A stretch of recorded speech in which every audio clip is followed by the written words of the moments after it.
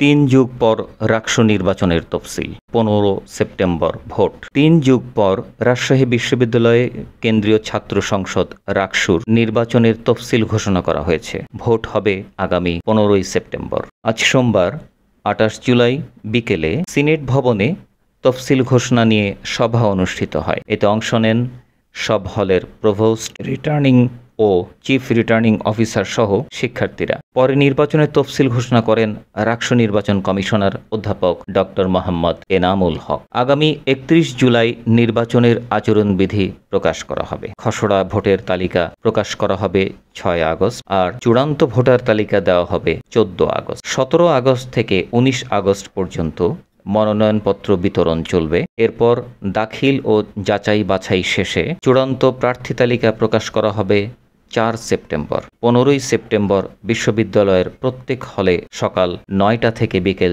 4টা পর্যন্ত ভোট নেওয়া হবে। উল্লেখ্য, 1989 সালের পর থেকে এ পর্যন্ত রাকসু নির্বাচন হয়নি।